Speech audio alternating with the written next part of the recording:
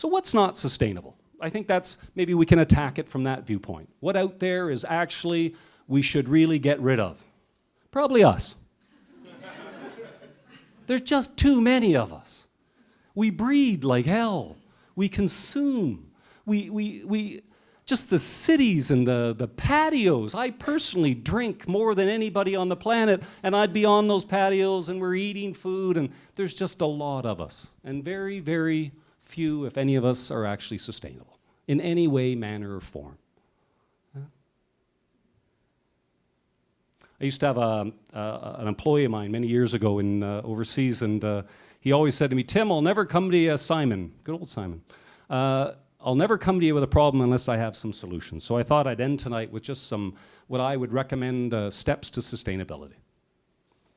By the way, this is my entire fancy PowerPoint. I finally learned how to whip the little devil up. I saw some of the other stuff, I was deeply embarrassed. I was chatting with the person who invited me here tonight. She said, "Well, who did your presentation?" I said, "Well, me." And she said, "Nobody produced it for you?" I go, "Did you see the thing? It obviously isn't produced by anybody." I think the first step is we all got to recognize that none of us are sustainable. Yeah, we're a mess.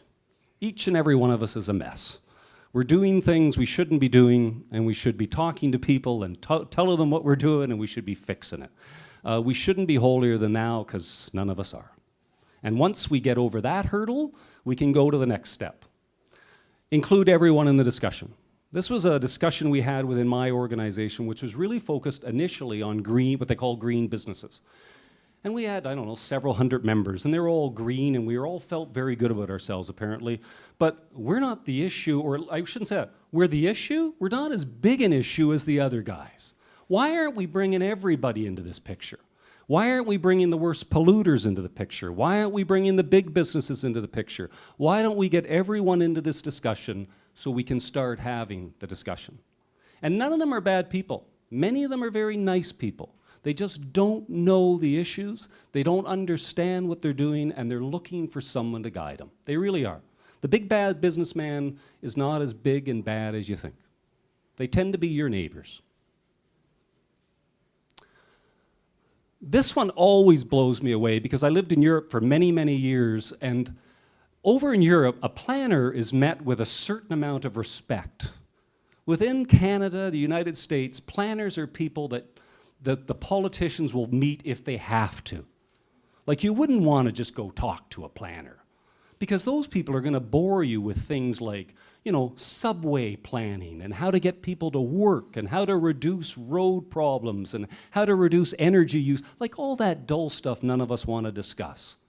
But ever since, well, I think it's from the Hansa states in the 1500s, in Europe, particularly in the cities, planners are very well-respected people. They're very, very smart.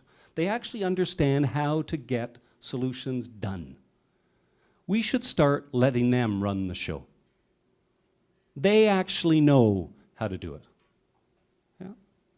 The last part I'll introduce, and it's a little odd because it comes from a guy who's a businessman, very much a businessman, and I represent the business community. And it's something none of us want to talk about.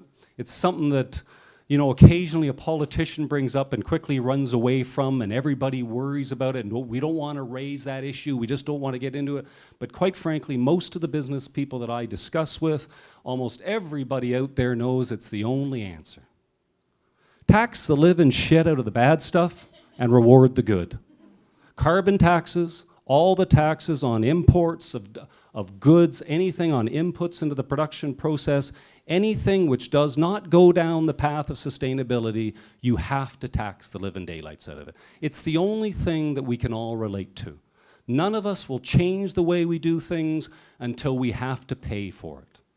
Until somebody drives the price of gas up to a respectable level, as in certain other countries of the world, you're all going to continue driving. And I will as well. Until somebody taxes somebody driving up to a so-called eco-resort, will they finally go, hey, maybe we better get 6 or 8 of us into a little minivan and go that route? Because there's no other way they will change their way of thinking. And I'm just like every one of you. From the business front, they also believe it. Businesses want taxes. They want taxes on inputs. They want all that stuff. But they want a level playing field. They don't want to be taxed if the other guy isn't taxed. They're quite comfortable with the idea, and they also have children.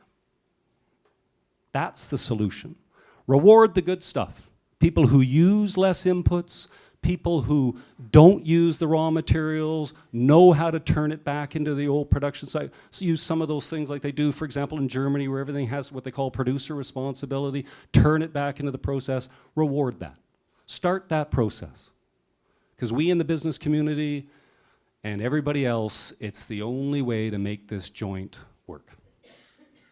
Thank you very much.